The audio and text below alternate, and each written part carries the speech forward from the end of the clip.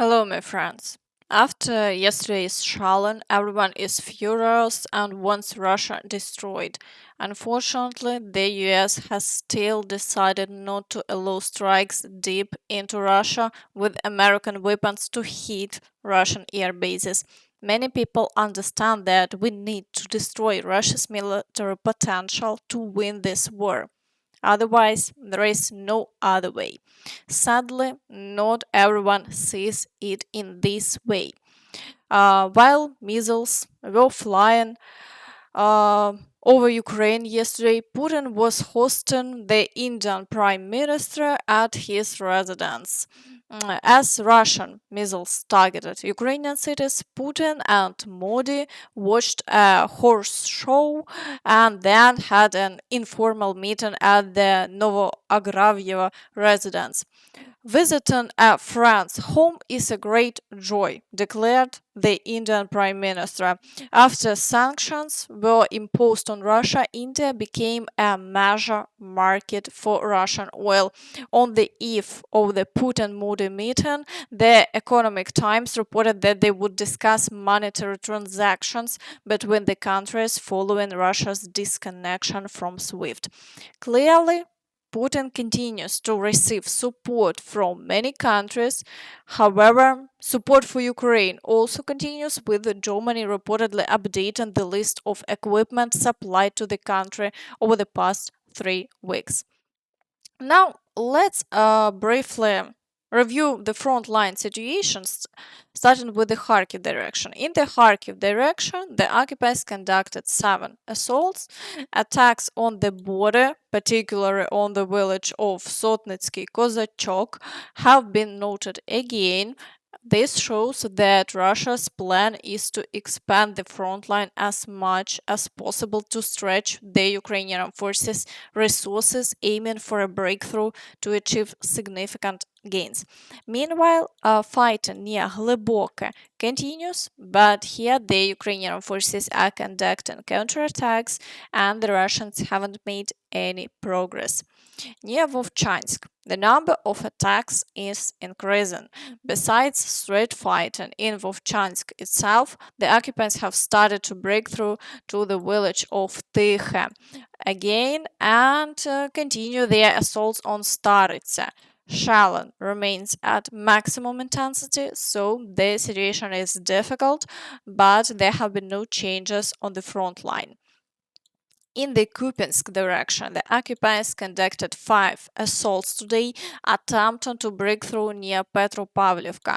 However, they haven't achieved any new successes, and all attacks are being successfully repelled. In the Svatove direction, attacks on Stelmachivka continue and assaults on Berestove are again being reported. There have been no changes over the past day, but the situation is tense with over 10 assaults and heavy shelling recorded. Further south, battles continue near Hrekivka and Makivka, but for now, the Ukrainian forces are managing to repel the attacks and the front line remains unchanged. In the Kreminna direction, attacks on Nevsky and Tarne persist. The occupiers conducted 5 assaults over the past day but achieved no successes. All positions remain the same. In the Siversk direction, the occupiers conducted 5 assaults on Verkhnyo-Kamensk. Following this, all attacks ceased and the front line remains unchanged. In the Chasiv Yar direction, the occupiers carried out 7 assaults with major battles occurring on the outskirts of Chasiv Yar.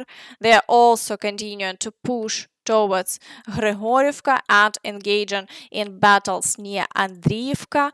Additionally, attempts to break through to Bila Hora have resumed. The occupiers aim to extend the front line for 2 main objectives: encircling Toretsk and advancing towards Kostiantynivka. As a result, the situation in Chasiv Yar is likely to worsen. Overall, the Russians are acting according to their plan and have made minor gains. In the Toretsk direction, reports indicate 16 assaults in the past day. Fighting continues as the occupiers push towards Toretsk, Delivka, Pivnichne, and New York.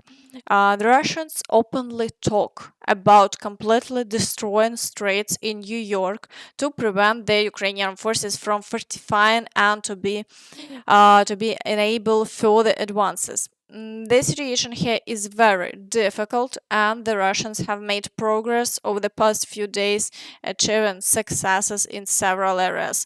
The Ukrainian forces are doing everything possible to maintain their defense.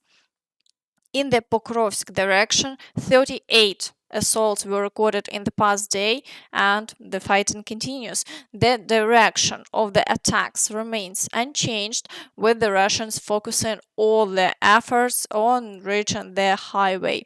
They are assaulting the last settlements before the highway, making the situation critical. It has been repeatedly stated that if the Russians reach the highway, several large settlements will be under significant threat. Additionally, the Russians have started shelling Novoekonomichne, which is 12.5 kilometers from the front line. The church there was hit likely because the Russians suspected it might house a Ukrainian forces command post. But there have been no changes in the front line in the past day. In the Kurakhove direction, there were 7 assaults in the past day.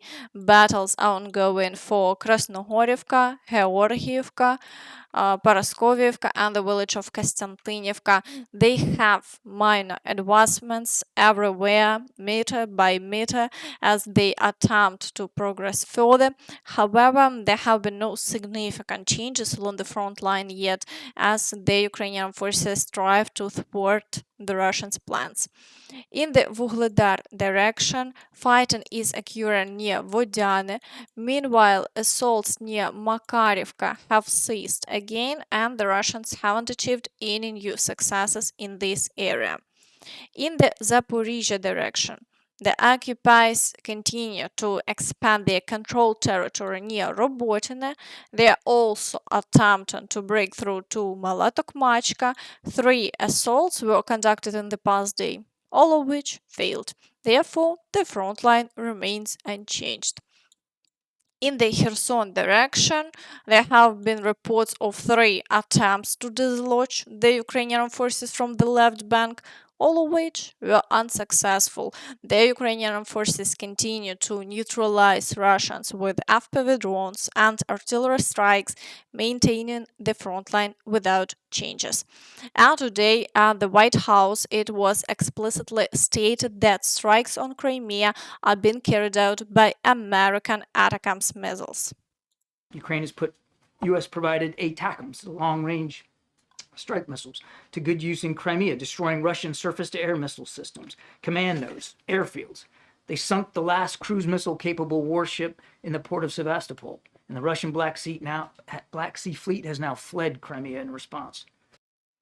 Meanwhile, Russian war correspondents continue to claim that a ceasefire will be declared soon. However, they complain that this is very bad and would signify Russia's defeat. They also write that today's war is being fought solely with weapons from stockpiles. Let's read.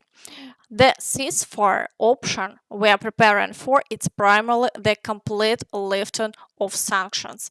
They want to cleverly maneuver. China's peaceful plan, which will serve as our roadmap, must include a clause recognizing crippling sanctions as an act of aggressive war. This benefits China to protect itself from the most dangerous Western tool in the event of a conflict with Taiwan. Russia seemingly won't directly precisely ask for sanctions to be lifted, but ultimately they will be obliged to do so. Our forces and the enemy's forces are being withdrawn from Kherson and Zaporizhzhia regions, and UN troops are being deployed and, if possible, supplemented by CSTO observers. Both Ukraine and Russia will retain these regions in their constitutions to allegedly achieve consensus peacefully. The international community will recognize these territories as disputed. Crimea must be guaranteed no blockades, and the withdrawal of our main military contingent may be linked to Crimea being recognized as Russian.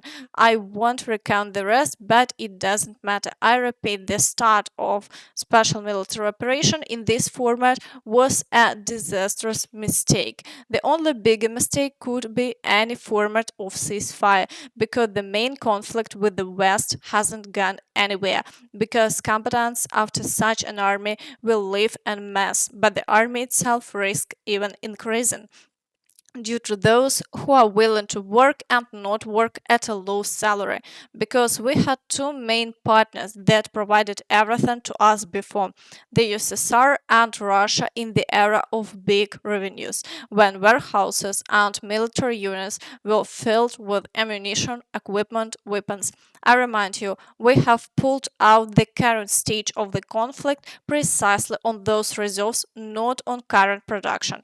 By and large, in the case of ceasefire, we may have 10 years just to restore modern weapons and ammunition, or even 50 years, but we may not have the time or resources for that. Such a ceasefire will be the final end for Russia.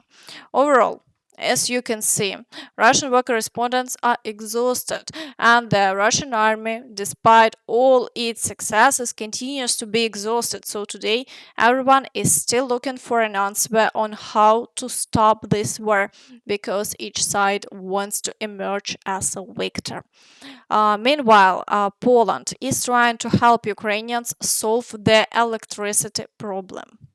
Непосредственно можем помочь Украине в снабжении электроэнергией зимой. Хорошо знаем, какая цель Путина. И все энергетические предприятия в Украине под угрозой российских атак. Мы работаем над тем, чтобы иметь возможность сжигать польский уголь, которого у нас сейчас немного, чтобы не платить за его сжигание, то есть за выбросы. А электроэнергию, производимую польскими электростанциями из польского угля за европейские деньги через имеющийся энергомост, отправлять в Украину. В целом проблему с электроэнергией это, конечно, не решит, но может хотя бы частично помочь Украине пережить эту тяжелую зиму.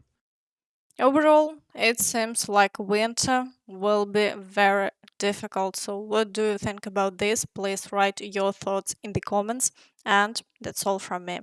So please don't forget to like this video, subscribe to the channel, and hit the notification bell to stay updated on all the latest news. Thank you for watching, and see you next time. Bye bye.